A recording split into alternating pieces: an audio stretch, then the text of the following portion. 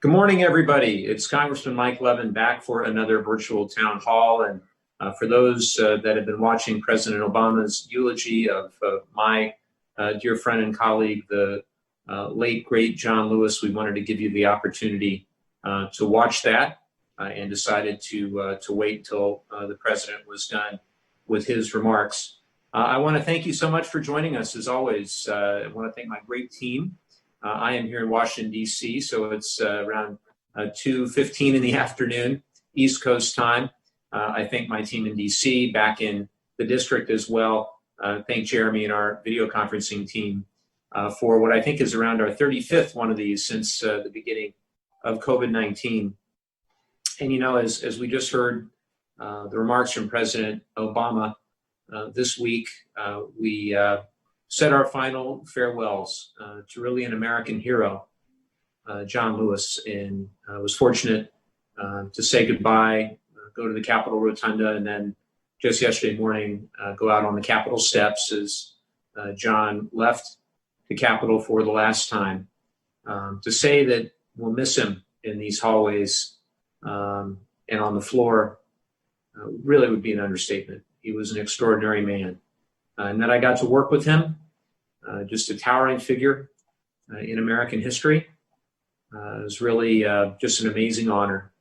As I mentioned in our last one of these, if John were here right now, I think he'd tell us all to keep fighting for what we know to be right, fight for voting rights, for equal opportunity, keep fighting for peace and justice, and fight against injustice in all its forms. And I thought it was a fitting honor that recently we decided to rename our H.R. 4, the Voting Rights Advancement Act, as the John R. Lewis Voting Rights Act. We sent that to the Senate. It would fundamentally, as the President Obama said, rekindle the Voting Rights Act as it stood for many decades before the 2013 Shelby versus Holder Supreme Court decision that began the process of states chipping away at voting rights. So I do hope that my colleagues in the Senate, down on the other side of the Capitol, will really do all they can to try to fulfill the life and legacy of John Lewis, really an American hero.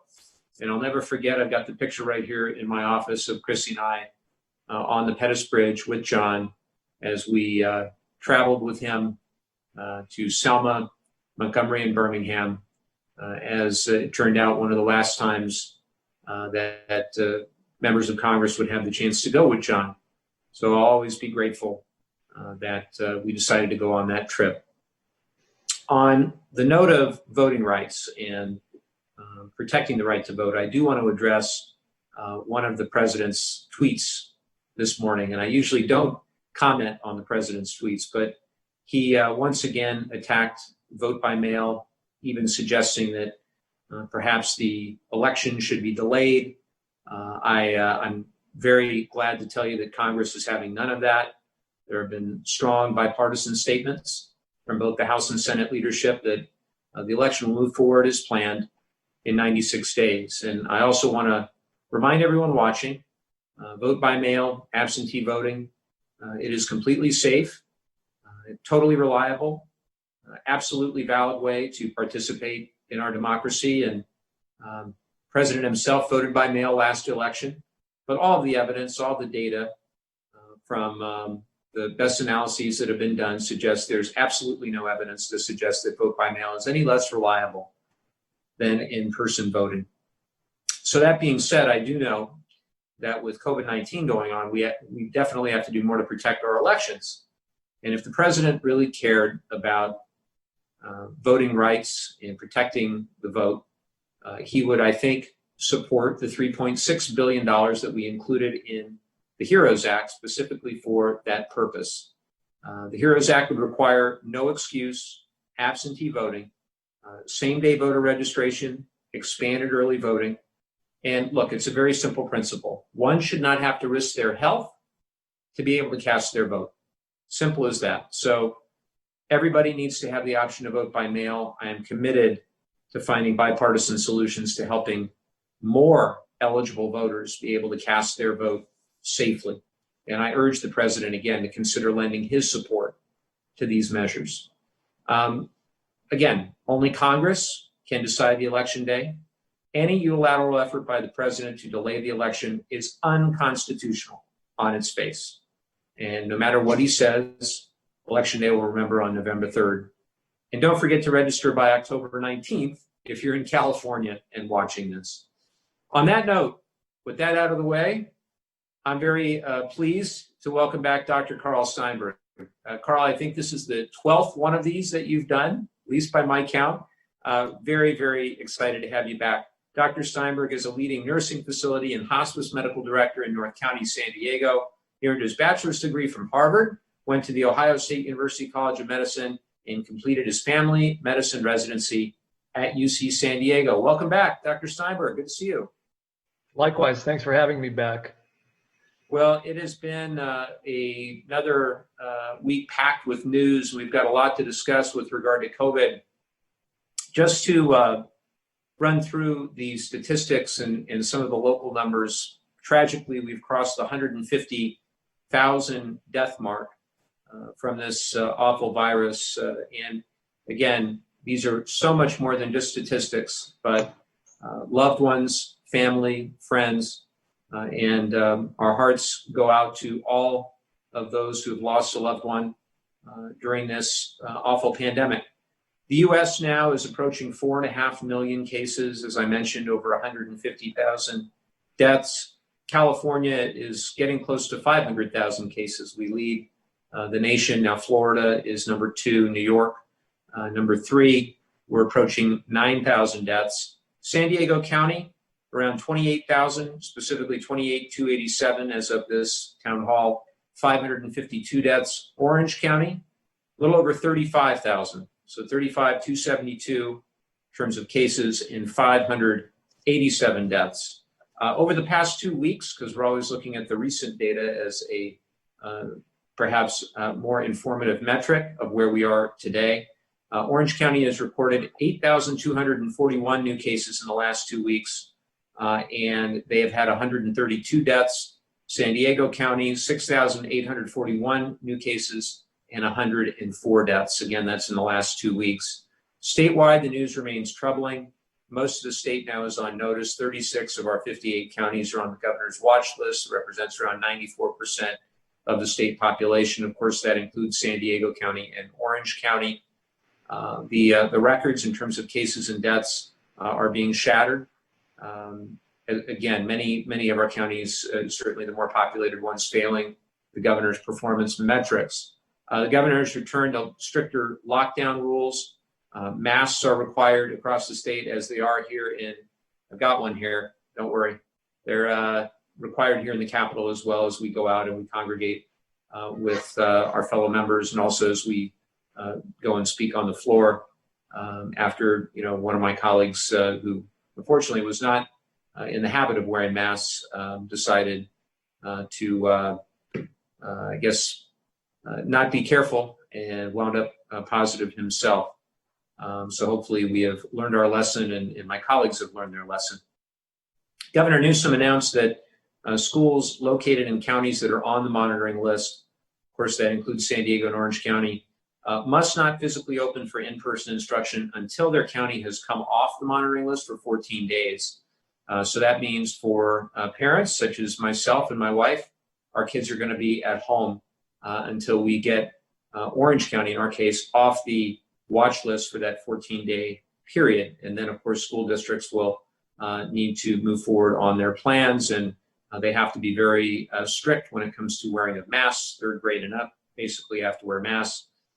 Social distancing has to be in place, and all the other things that we have to do to meet those public health criteria set by the state, regular testing, contact tracing, etc.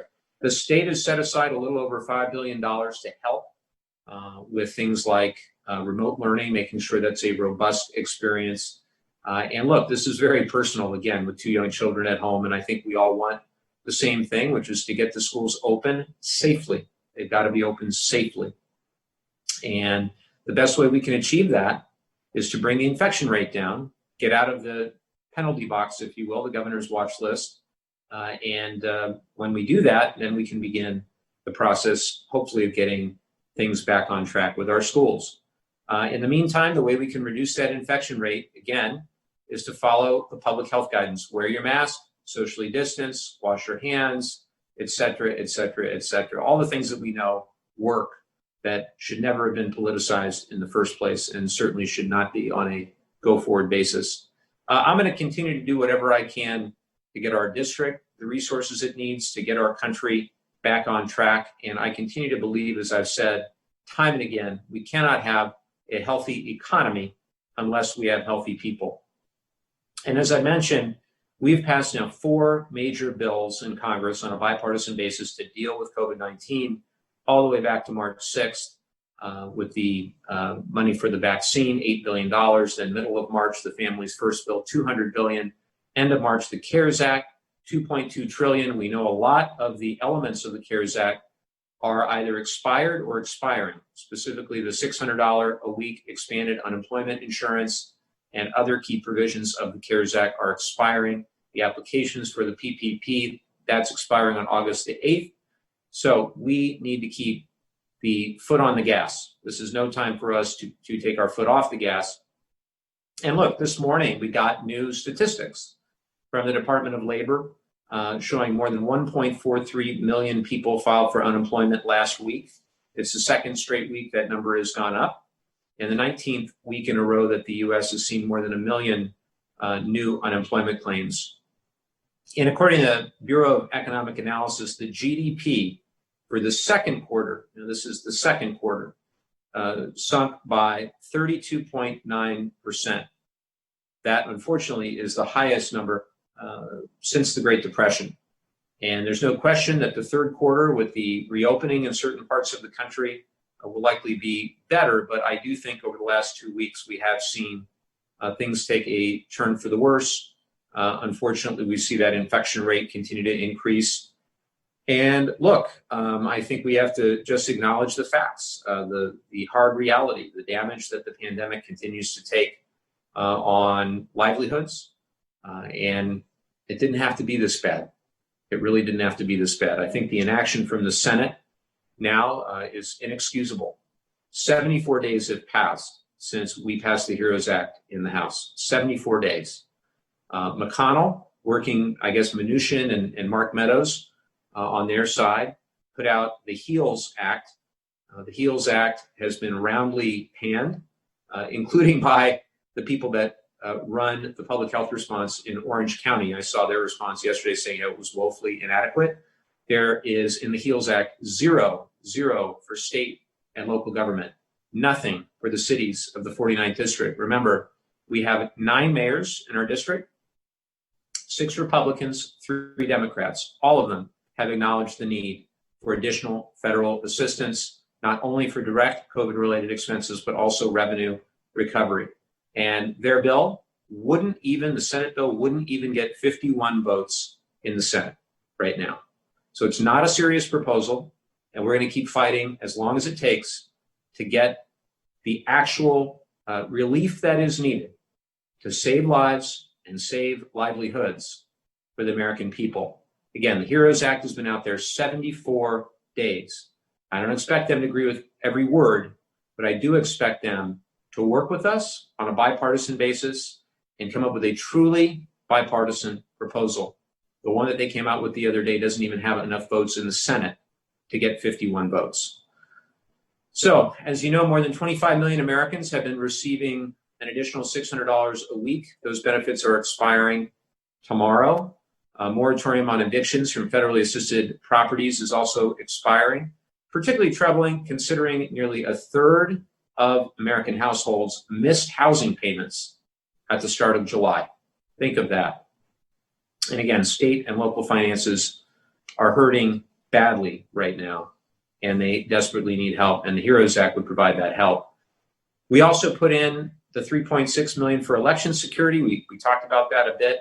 $100 billion for low-income renters. So critically important when a third of people are having trouble making their housing payments. Hazard pay for frontline workers, and $25 billion as a lifeline to save the United States Postal Service. I was incredibly troubled to see a report this morning that the USPS is considering shutting down certain post offices, making deliveries harder, particularly at a time when, again, people need to vote by mail to make sure that they're safe. Simple as that. And they're going to, do this to the Postal Service at this time. We've got to protect our democracy and defend our institutions, and we've got to stand up and fight. And the USPS, as I've said before, employs over 630,000 Americans and over 100,000 veterans. So if we care about our veterans, we care about the unemployed in this country, we will stand up and we will protect the United States Postal Service. Also very troubling to me is that in the middle of this pandemic, there are still those who are looking to gut the protections of the Affordable Care Act, and specifically the ability for those with pre-existing conditions to receive health insurance. Over 47,000 people in our district alone rely on the Affordable Care Act, and it is absolutely incomprehensible to me that at this time, where employer-covered insurance for literally millions of Americans has been thrown into disarray because of the pandemic, where we know at least 500,000 people have already tried to sign up for the ACA through the exchanges since the pandemic, that they would continue on this path, the administration would continue on this path to try to undermine that very protection, that very lifeline for so many in the courts, and we're not going to allow it to happen. So we passed a bill that would protect and strengthen the Affordable Care Act, and that's what we're going to keep fighting for.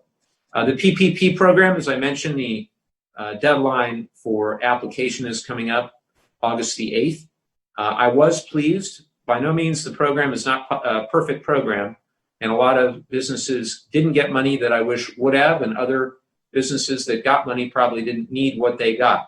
However, over 20,000 businesses in our district received a total of around $613 million through the PPP, and 241,000 plus employees of those businesses benefited directly or indirectly from the PPP funding. So I'm very happy about that. I wanted to shift gears for just a minute and talk about the Great American Outdoors Act. So since I've seen you last, we passed in the House the Great American Outdoors Act on a vote of 310 to 107.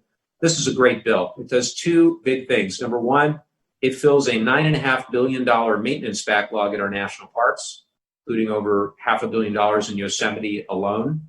Number two, provides permanent funding of $900 million a year to the Land and Water Conservation Fund. If you care about San Onofre State Beach, Carlsbad State Beach, Torrey Pines, you name it, there are literally $2.5 billion worth of LWCF projects in California alone. And this is a great bill. And the way this got done, we brought it up in the House. We didn't think the Senate was going to go anywhere with it. President Trump wanted to cut the LWCF budget by 97% in his budget request. But then Cory Gardner from Colorado, Steve Daines from Montana, two at-risk senators with national parks in their states, came forward and they said, let's make sure we get a vote on this. And lo and behold, all the Democrats, roughly half the Republicans, voted for it in the Senate, 73 to 25 vote. They sent it back over to the House where we passed it 310 to 107. So moving forward, the president said he's going to sign it into law. So I'm really excited about that.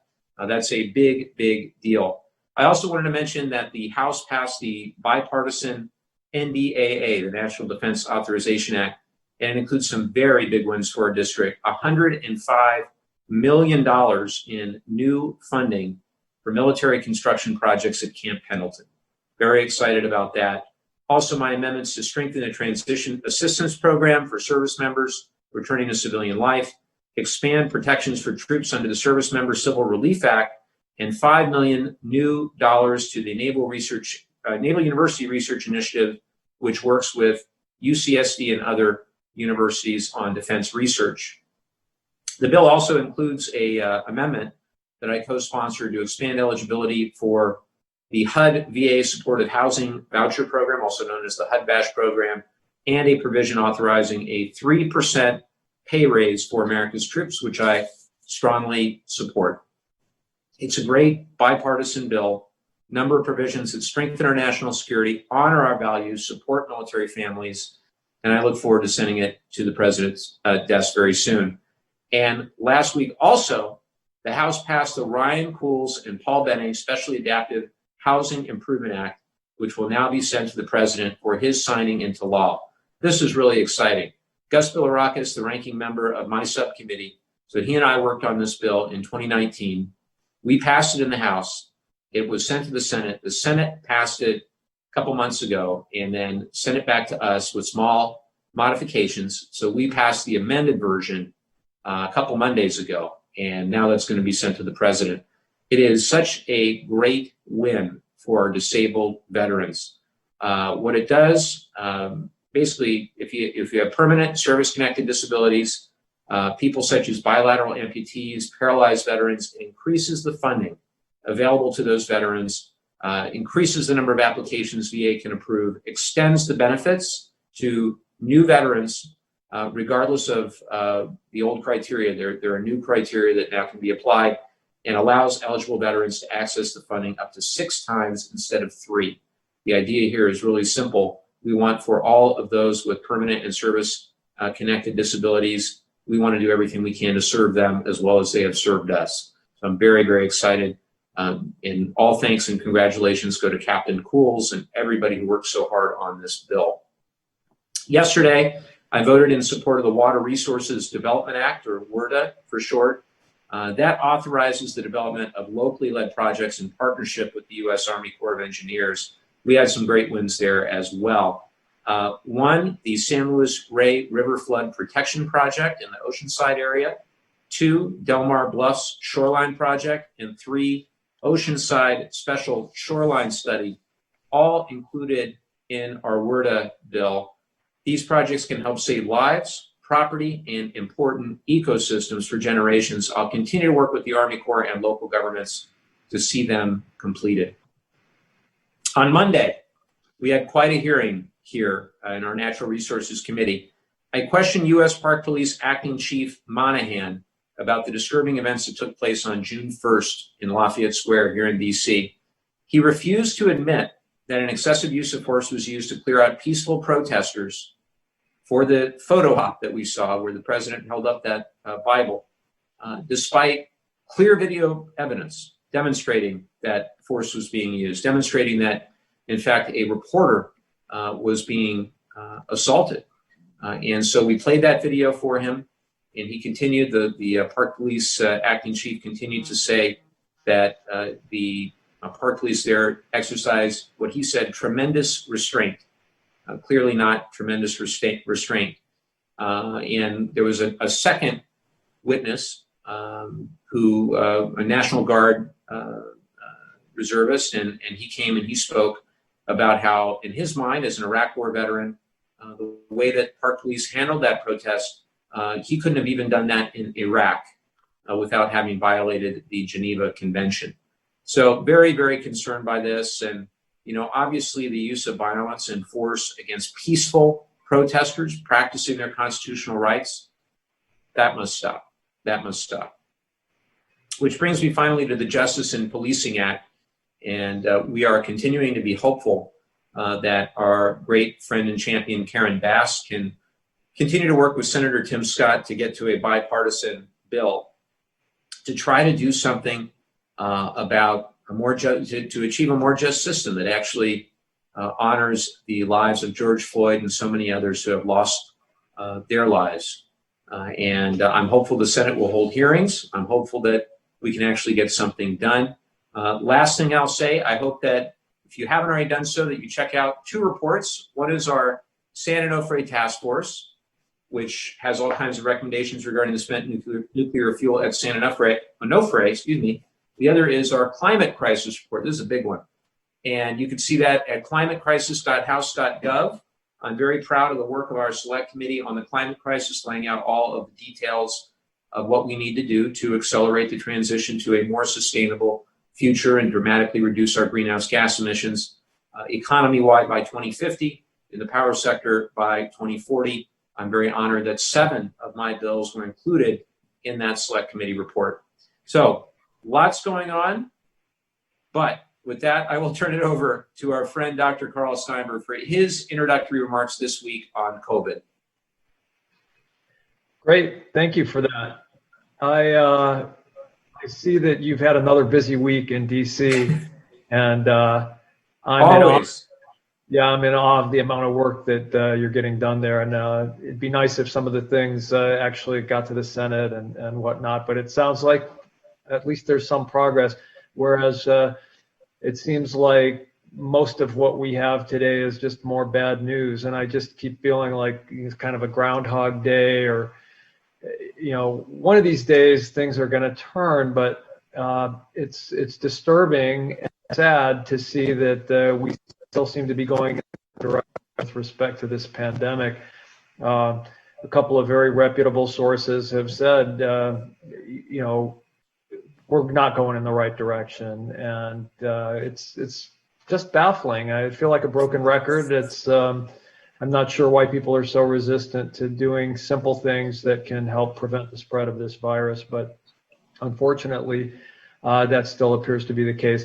Los Angeles County just had their highest number of deaths, and gosh, only Vermont is considered green right now. My brother is a naturopath in Vermont, so I guess he's pretty lucky. But everywhere else, either things are getting worse or they're certainly not getting better. And we've seen a considerable increase in community spread of COVID, which is unfortunate. And while we're seeing all that, we continue to see this sort of anti-science sentiment that is just so baffling and so disturbing, and I'm just really not sure quite what to make of it. The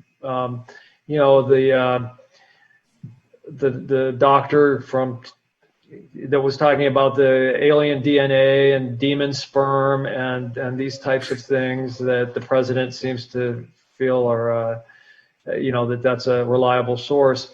It's just really disturbing. And now I see people are talking about hydroxychloroquine again. I'd like to just lay that to rest for people who believe in actual science among our constituents. Hydroxychloroquine is not effective. It's not safe to treat this coronavirus. Even the FDA withdrew its emergency use authorization for it. So doctors are still allowed to prescribe it. We're allowed to do all kinds of things that are, without FDA approval and so on. And sometimes it's appropriate, but it's just disappointing to see that surfacing again in the news and so on. Luckily, we do have some tools in our shed to help for COVID, like the remdesivir that reduces the length of serious illness, the dexamethasone, which is a steroid, a potent anti-inflammatory that can help with the overwhelming, the body's inflammatory response to COVID. And we have the convalescent plasma that contains antibodies that can help neutralize the disease. So that's all going on, and we've still got vaccine development going on. The other thing that shocked me, and I probably don't even need to say it, but I'm going to anyway. Your colleague, Congressman, who developed COVID and literally said, "Oh, I think it might be because of the mask I was wearing." That's just like we're living in a bizarro world. Okay, the masks don't cause COVID. Masks prevent COVID. Now, if you get COVID on your mask and then you touch your face and put your hands in your mouth, that's a little bit different. But the mask did not cause COVID. So just in case anybody was wondering about that, there have been some changes, like here in California with the Department of Public Health and how they're interpreting when somebody is no longer contagious. Part of that has to do with the fact that people can have prolonged shedding of viral RNA, but they're not infectious. In other words, they can't transmit it to somebody else, even though they may still have RNA particles from the virus in their system. So that's somewhat interesting, and in a way it's good because we're still, we still have kind of a shortage of testing in most parts of this country, and there is a prolonged delay in some areas as long as 2 weeks. In San Diego County right now, if you go to one of the county health kiosks to get a COVID test, you will get your results in 2 weeks. I mean, by then, if you think you might have had it, hopefully you were quarantining, and by the time it comes back, now you can go off quarantine. So, but in any event, things aren't good, and I hope one of these weeks we'll get together and be able to say, hey, we appear to have turned the corner, but we are not at that point yet. So that's my sad refrain. I hope that happens too, Dr. Steinberg. And, it's the whole situation with my colleague was so unbelievably frustrating. But I do hope that many of my colleagues across the aisle saw what happened, because there's still a lot of people around here as of yesterday that were not wearing masks.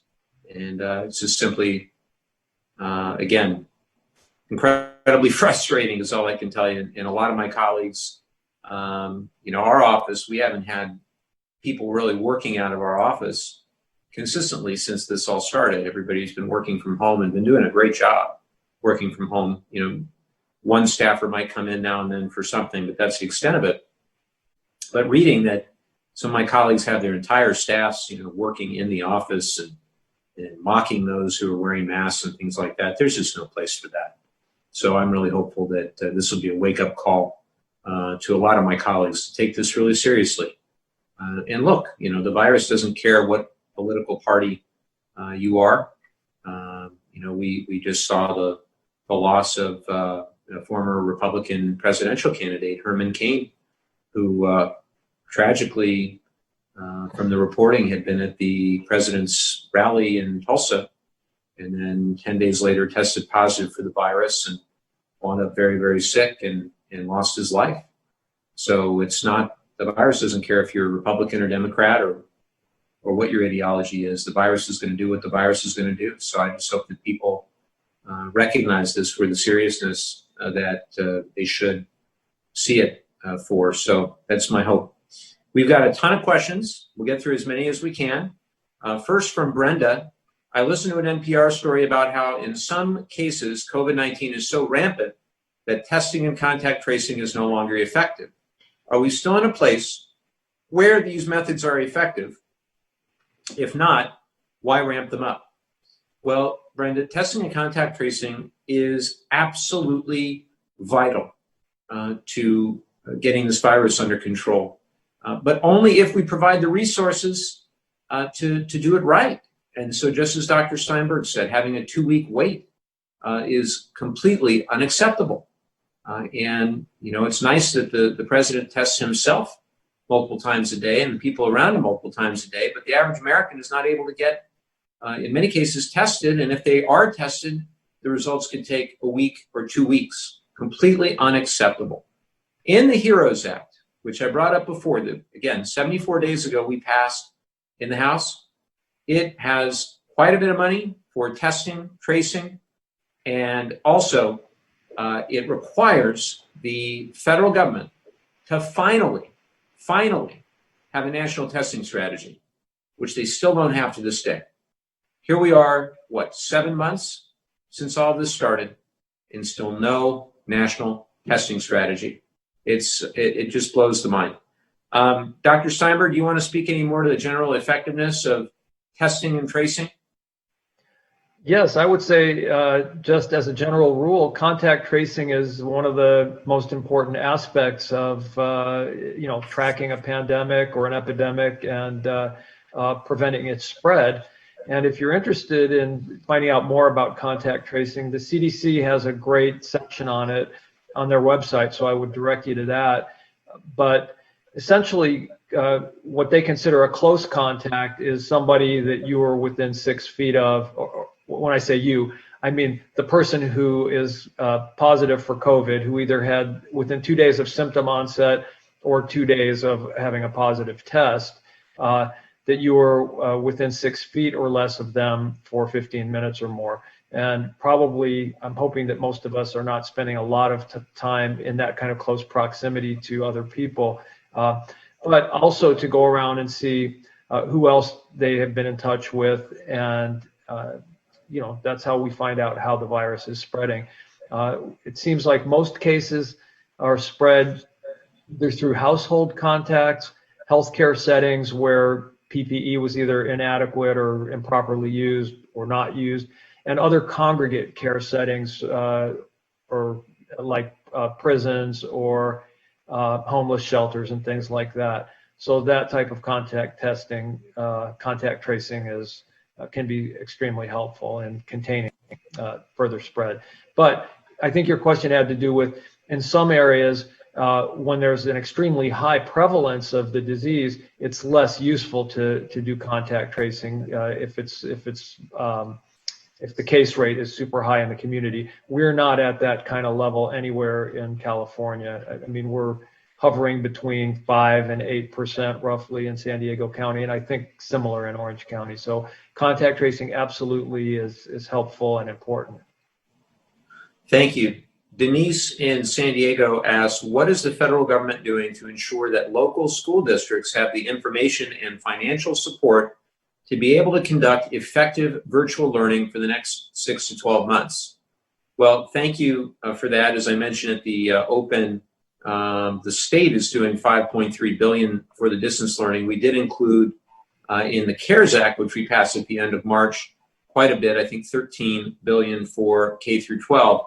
But in terms of what our values are, what the HEROES Act does, $100 billion to support the needs of our schools, school districts, institutions of higher education as well. Could be used to purchase technology, to conduct training, to improve virtual learning.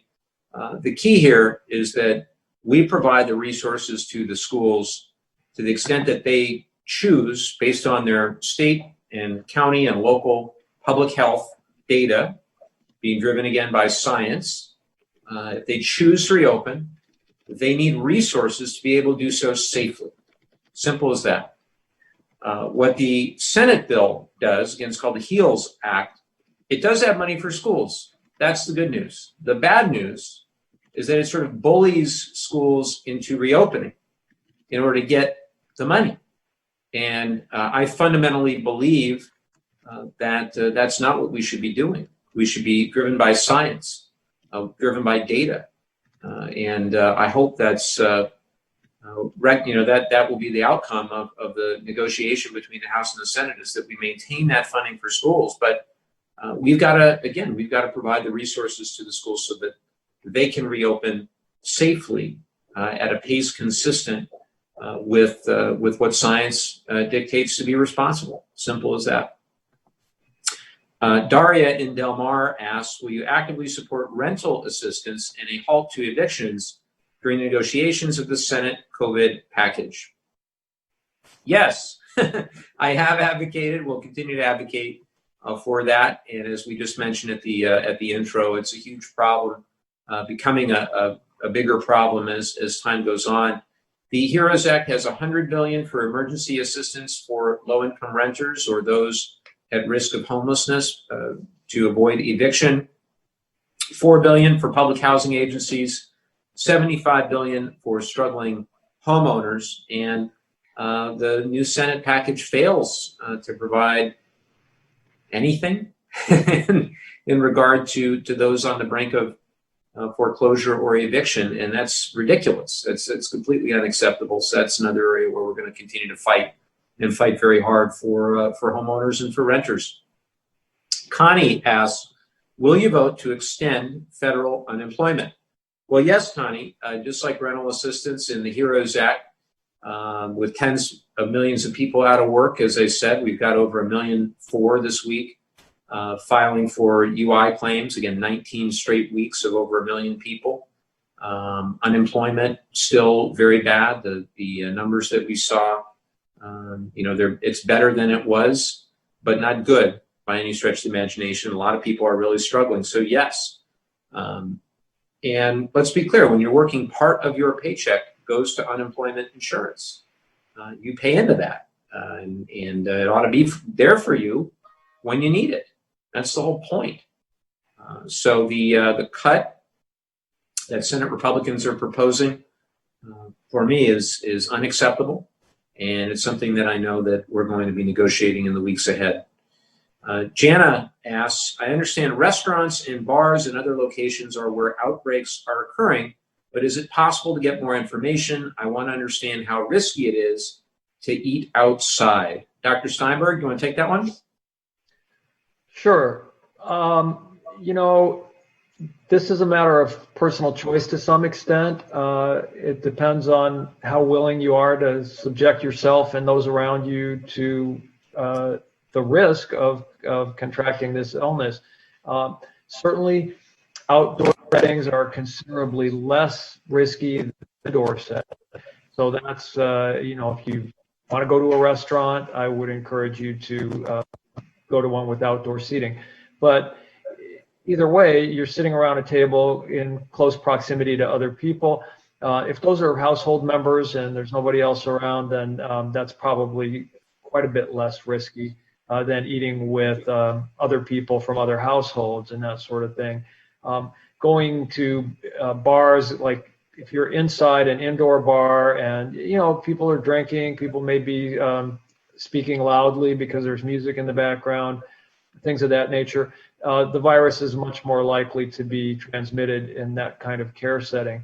So, I mean, I like going out to eat. I love going to concerts. You know, that's one of the things I miss the most during this pandemic. I love going to hear live music, classic rock, and, you know, electric guitar, that kind of thing. But I wouldn't do it right now, and personally, I wouldn't go to a restaurant right now. You know, I'm a nursing home doctor, so I'm not about to take the chance, put my patients at risk, just because I want to go out and have somebody cook me some food that's a lot better than whatever I can, you know, throw together here, which is usually a protein bar, some yogurt, a piece of fruit, that kind of thing. So I'm not sure if that answered your question, but there is a risk. It's not a big risk. I mean, if you want to go sit outdoors with your own family at a restaurant, you know, the servers, obviously, they're going to be wearing masks and so on. But theoretically, you could get it from a surface and those types of things. People are touching the food and people are preparing the food. And so it's a low risk, but it is not a zero risk. Thanks. Well, and there's always takeout as well, right? We have so many great restaurants in our district, and one of the bills that I co-sponsored is called the Restaurants Act. And in fact, we did a Zoom event with a lot of our independent restaurant owners recently, and what the bill would do is basically help them recover revenue from you know, the horrible lost revenue from this pandemic, and a lot of support for that, bipartisan support for that. But I miss our restaurants as well. And I think that Jim Clyburn, our House Majority Whip, is getting us individually wrapped barbecue tonight in between our votes. So I'm very excited about this because I haven't had barbecue probably, you know, since this all started. Chris in Carlsbad asks, you claim that you're fighting to expand testing and contact tracing. Can you please inform the constituency about the existing formal process in place for COVID-19 testing and contact tracing in the district that you are seeking to expand? How well is the existing process working? Well, Chris, it's really a mixed bag. You know, testing is taking place at our local health systems, clinics, urgent cares, the CVSs and others are now really ramping things up. Temporary testing sites in both San Diego and Orange counties. I've been in good touch with the hospitals that are doing a lot of this work. The counties, San Diego County has been particularly proactive about trying to test more people. You can actually find a list. The website in San Diego County is sanDiegoCounty.gov/coronavirus. And in Orange County, it's occovid19.ochealthinfo.com. And if Eric is watching, maybe we can post those on our website as well, mikelevin.house.gov, so that people can get those links. The results are really, you know, mixed bag as well. Clearly, as Dr. Steinberg said, if you have to wait 2 weeks to get your results, it doesn't do much good. So the results are reported by the laboratory to the state and local public health officials. Local public health staff investigate positive cases by working with the patient to help them recall everyone they've had close contact with during the time they may have been infectious. They then perform contact tracing by notifying those people of their potential exposure as rapidly and sensitively as possible without revealing the infected patient's identity. Contacts should then be encouraged to self-quarantine and provided with the support that they need to do so. And the biggest problem here is we're not testing enough people. We're doing a lot better than we were, but we still should be testing more. And that's why I'm fighting for more federal funding. Again, in our HEROES Act, we have that funding that's needed.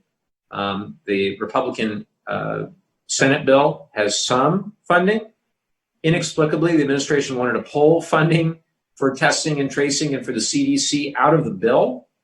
I'm happy the Senate Republicans didn't go for that, but we need to have a meeting of the minds and get more money for testing and demand that the administration finally present to the Congress a true, comprehensive national testing strategy.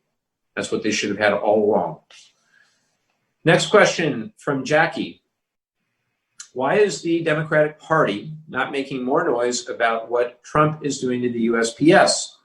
Jackie, I'd like to think we're making a lot of noise about this. In fact, just this morning, I posted a story about the concerns that I have about potential delays around the election, with post offices being shut down and all the rest. It's simply unacceptable that would be occurring. And again, I've tried to lead on this. I led a letter with 137 of my colleagues demanding, a bipartisan letter demanding that we provide a lifeline to the USPS. And just to put it in some context, the USPS has been on shaky financial footing since George W. Bush signed into law legislation in 2006 that capped revenues and dramatically extended long-term liabilities, prepaid pension liabilities. And ever since then, the USPS has been running in the red. This is not a problem that we're immediately becoming aware of. We put money in the CARES Act, $10 billion in the CARES Act. Sorry, that's our House buzzer saying that they're voting on something. I don't have to vote yet. Don't worry about it. Basically saying that the floor is debating something. Now you get an insight on what it actually sounds like in the House. There you go. When I first got here, I thought, my God, is it a fire? What's going on? But it's just the buzzer.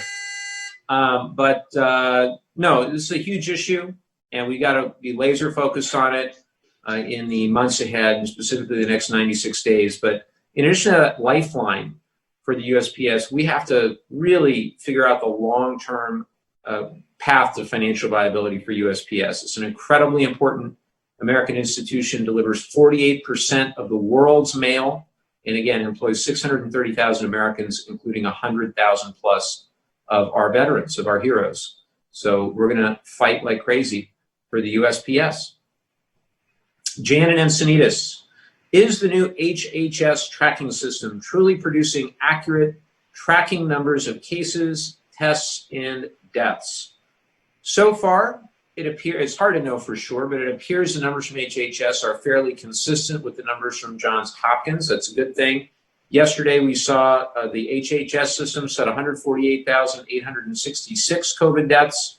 Johns Hopkins reported 149,873. That being said, I am concerned by the politicization at HHS of a lot of this public health data, and also that the CDC has not been given the opportunity to lead and to demonstrate that science needs to drive our policy around this. And I'm very concerned about that. And we have to make sure that we keep the CDC apolitical, focus on the science, focus on the data. Bill in Dana Point. Bill asks, what is your position on the protests that have been taking place in Portland, Seattle, and other cities around the country? Well, when the protests around the murder of George Floyd began, I said loud and clear that I stood with demonstrators across the country who were being peaceful. I don't support this very small minority of people from the George Floyd related protests who took advantage of the situation to commit any sort of violent or criminal act. And we can't allow them to define otherwise what are overwhelmingly peaceful protests. And I think the same is true, in Portland. My knowledge of the situation, speaking to the representatives from the Portland area, who I know quite well, Earl Blumenauer and Suzanne Bonamici and others, is that we've seen, personnel in unlabeled uniforms, pulling people into unmarked vans, whisking them away to unknown locations. And that's simply not okay. That's unthinkable in America, that you would see things like that. So I do think that moving forward, what we are going to do in the House is require, at least we're going to pass this in the House, hopefully the Senate will take it up, require that anyone deployed, any federal officer deployed in this way needs to be identified, that they need to really be thinking about the lives, the liberty, the rights of Americans, and not trampling on those rights. So to the extent that they're protecting federal property, I think that's really important. Look, no one condones violent or criminal acts, but just the same, we don't condone some of what we've seen from these unidentified federal agents. It's simply unacceptable. I was glad to see the governor of Oregon, Kate Brown, say that perhaps the temperature had gone down around these protests recently, and hopefully that's an encouraging sign for the future and for other places. I'm also concerned when I see the president tweet about Milwaukee, Philadelphia, and Detroit, which also just happen to be three of the largest urban areas of three of the most important swing states in 96 days. So that's certainly not, doesn't give me cause for optimism.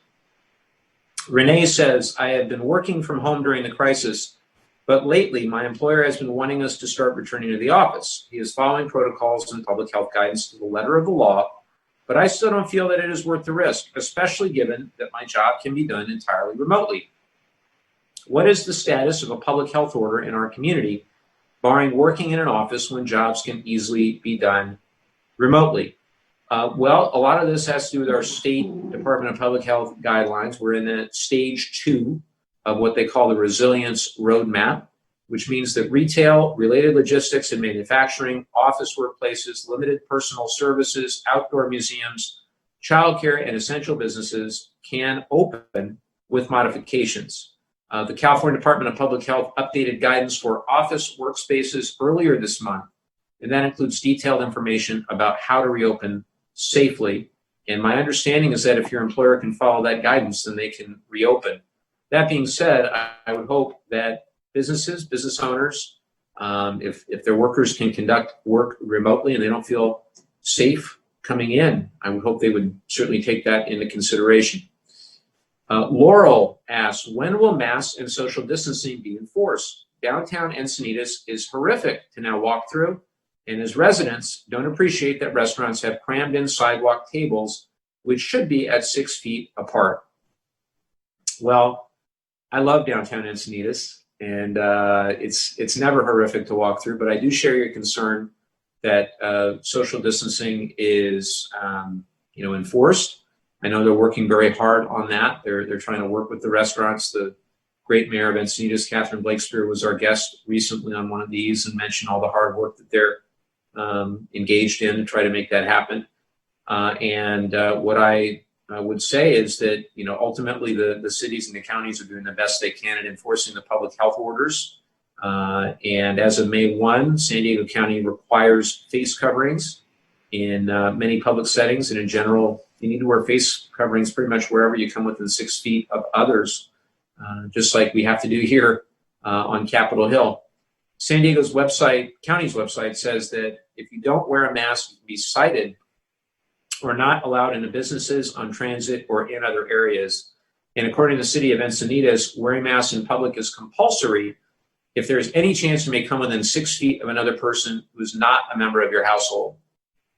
And look, it's not practical for law enforcement to cite everyone all the time who is not adhering to this, but we all need to do our part. This virus doesn't care about our ideology or anything else, and we've got to stay safe. We've got to protect one another.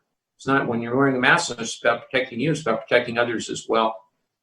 Dr. Steinberg, we've been through this, probably the first 11 town halls, but can you please explain again why it's so important to wear masks and socially distance? Sure. I would say, it's just basic epidemiology of this particular virus. The most common way it's spread is through respiratory droplets, right? And it's not one of those things that generally is thought to be able to stay airborne for prolonged periods of time. So basically, when you cough, when you sneeze, and to a lesser degree, just when you talk and a little bit of spit comes out of your mouth, the virus can be in there.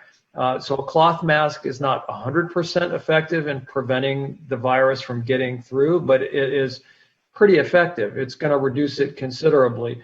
And so it will prevent the virus from getting from you to another person. And also, to some extent, it will reduce the risk of you getting the virus through the cloth mask, even though, again, it's not 100% effective at that. But when both people are wearing masks, even when they're within 6 feet of each other, they're much less likely to contract the virus. I mean, it's just that simple. Thank you for that. And hopefully, 11 town halls from now, people will have gotten it, but we shall see. Glenn in Rancho Santa Fe says, can you please do something about caller ID spoofing? A federal law that requires carriers to verify caller ID would be terrific, especially since robocalls and other sales calls haven't been stopped.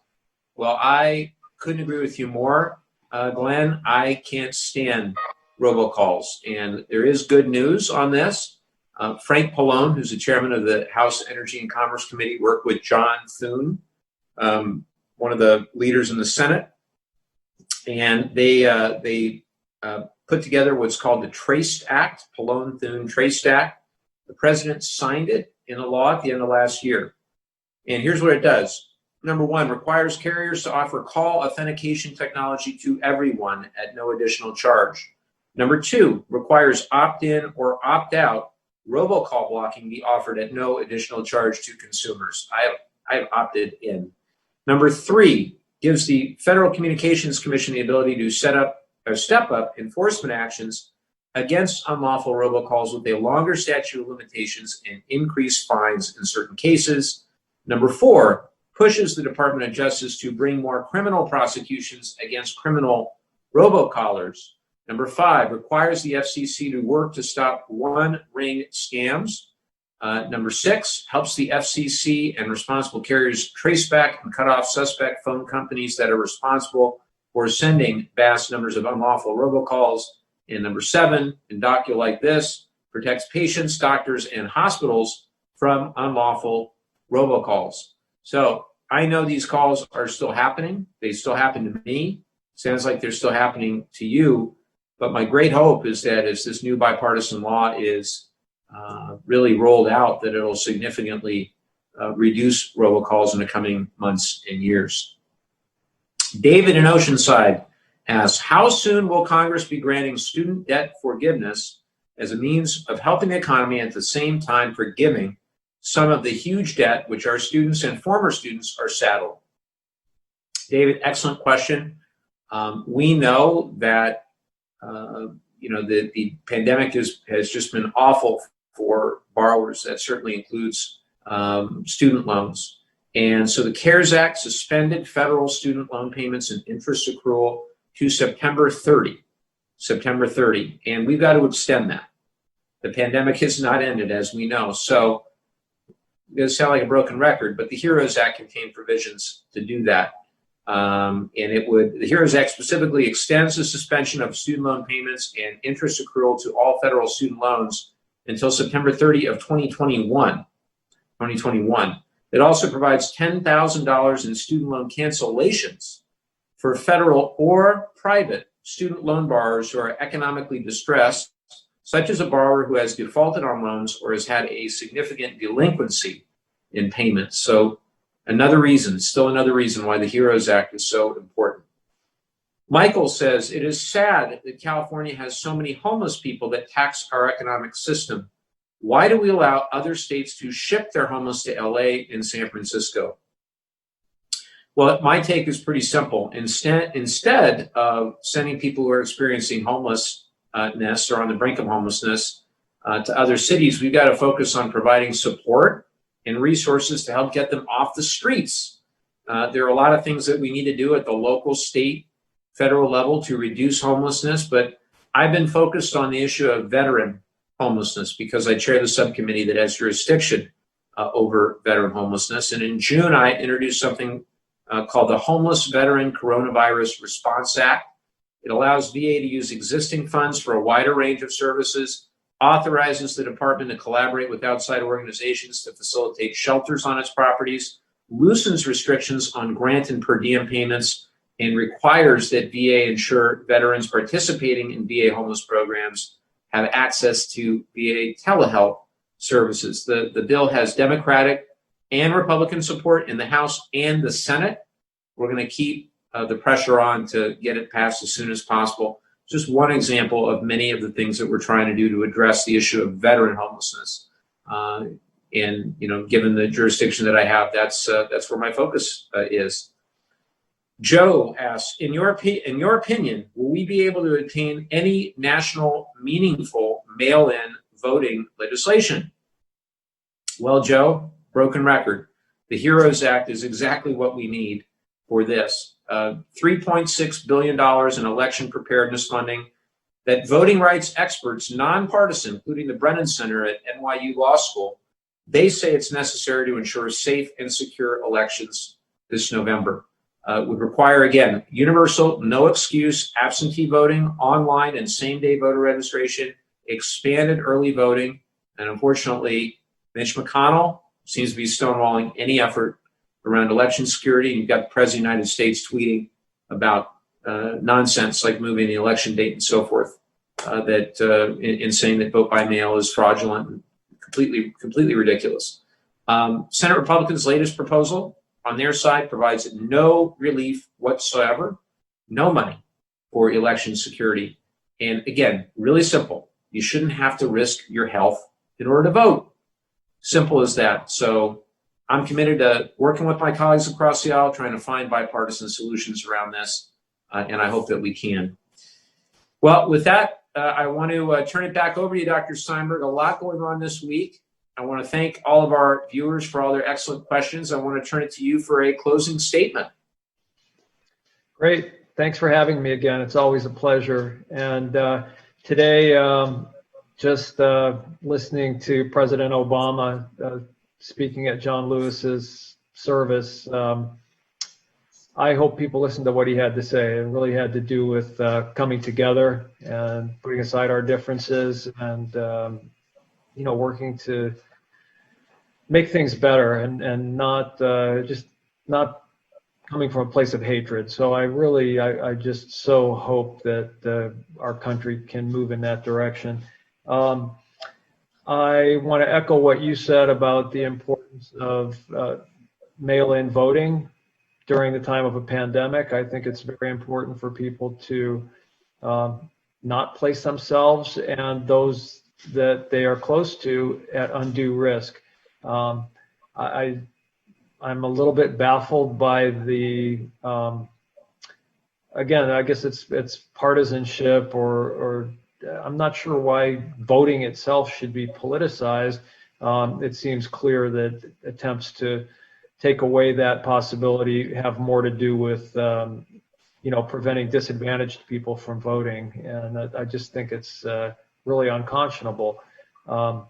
And again, kind of baffling like the mask thing. It's like, it's just not that complicated. If you want things to be fair and kind and equitable, we should just do the right thing.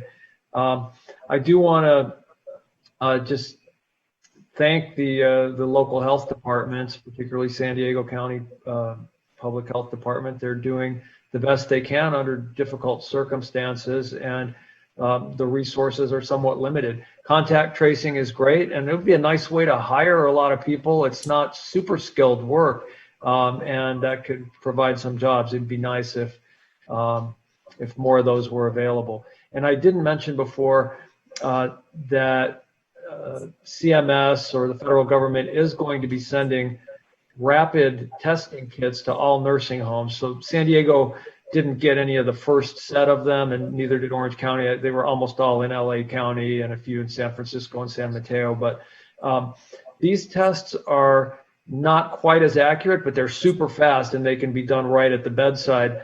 The thing is, they're really only supposed to be used as a confirmatory test for somebody who's sick. But those will be out in the community and in skilled nursing facilities, which will be at least one more tool that we have.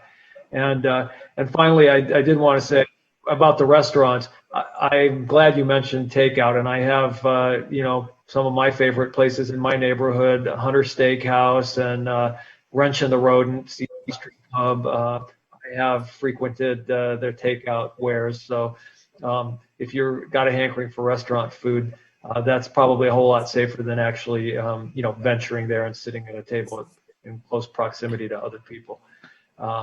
So that's it. Thanks for having me back, and keep up the great work.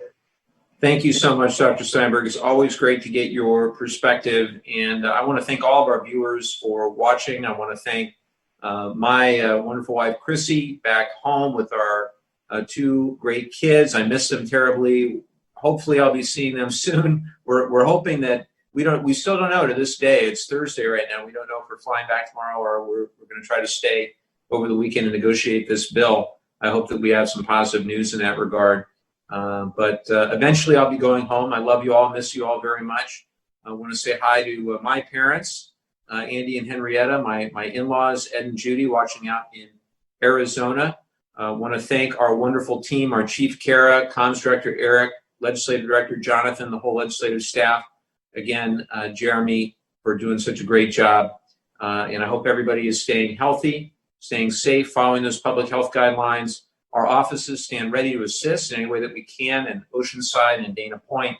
You need to get in touch with us. Again, MikeLevin.house.gov. And I want to close with a quote from my friend and colleague, John Lewis. When you see something that is not right, not fair, not just, you have to speak up, you have to say something, you have to do something. John, you have my word. We're going to do everything we can here in Congress to fulfill that legacy that you left us as best as we can.